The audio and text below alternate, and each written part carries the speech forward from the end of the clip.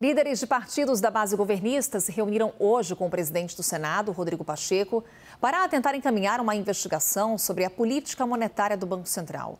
Querem ainda a apuração de eventuais responsabilidades de Roberto Campos Neto à frente do BC. Mas parece que as tentativas dos parlamentares foram um pouco frustradas. Pacheco não deve acatar o pedido deles. Vamos a Brasília? A repórter Luciana Amaral é quem traz os detalhes dessa reunião. Oi, Luciana, uma boa noite para você. Muito boa noite, Carol. Boa noite a todos que nos acompanham aqui no Prime Time. Pacheco falou para os parlamentares que, claro, vai analisar o pedido, vai discutir internamente, mas não deu um prazo para a resposta. A tendência hoje, Carol, é que ele não leve isso adiante. Por outro lado, Pacheco pretende chamar o Campos Neto para que ele fale sobre a situação dos juros no plenário do Senado em 3 de agosto, portanto, imediatamente depois da próxima reunião do Copom, que está prevista para os dias 1º e 2 de agosto. Esse pedido da investigação da política monetária adotada pelo BC é assinado pelos presidentes do PT, PCdoB, PV, PSOL, PSB e Rede, além dos líderes do PDT e do MDB na Câmara, por exemplo. Os signatários dizem que o BC autônomo deve trabalhar para suavizar as flutuações do nível da atividade econômica e fomentar o pleno emprego. Mas, na avaliação deles, o BC não tem apresentado um desempenho suficiente nesse sentido. Isso porque eles falam que o BC continua mantendo a taxa básica de juros, a Selic, em 13,75% ao ano. Isso desde agosto do ano passado, vale destacar. A presidente do PT, Gleisi Hoffmann, falou na saída da reunião que hoje tem ótimos indicadores da queda da inflação e também do câmbio. Portanto, não há justificativa para a taxa Selic continuar nesse patamar.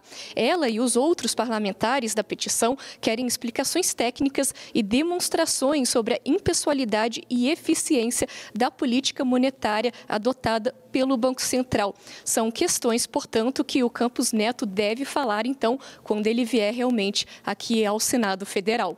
Volto contigo. Obrigada, Luciana, pelas informações. Renata Agostinho e Fernando Nacagal agora aqui conversando conosco. Ô, Renata, qual que é a possibilidade, quais são as chances dessa investigação ir para frente, Renata? Pois é, Carol, Luciana até já trouxe aí um monte de informação e nos deu um pouco esse cenário. Apesar desse movimento de partidos aliados ao presidente Lula, não há um ânimo ali na cúpula do Senado, na cúpula do Congresso, para que esse tema vá adiante. Uma pessoa próxima a Rodrigo Pacheco mais cedo me disse que considera as chances mínimas, né? E eu entendi que ele estava sendo um pouco gentil aí, deixando algum espaço para o imponderável.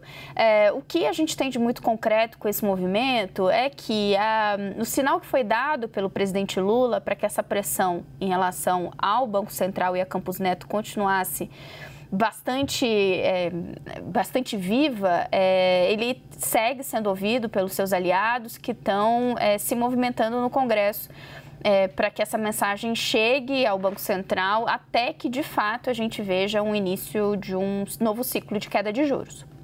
Agora, Naka, toda essa movimentação gera algum efeito no objeto da reclamação? Em outras palavras, ajuda na queda dos juros? Essa é a melhor pergunta que deveria ser feita aos senadores, porque a sensação do mundo econômico, Carol, é que, especialmente pensando que a conversa com o Roberto Campos Neto pode acontecer em 3 de agosto, dá uma sensação entre os economistas de atraso, porque a expectativa do mundo econômico é que o juro vai começar a cair exatamente um dia antes, no dia 2 de agosto, que é uma quarta-feira, que é exatamente a próxima reunião do Comitê de Política Monetária. Agora, se o Congresso Nacional quer ajudar nesse esforço de reduzir o crédito, o custo do crédito ao consumidor, às empresas, Carol, há outras possibilidades. Por exemplo, hoje o Senado estava avaliando o marco geral das garantias, o marco das garantias, que são as garantias dadas em empréstimos para os bancos, para as instituições financeiras.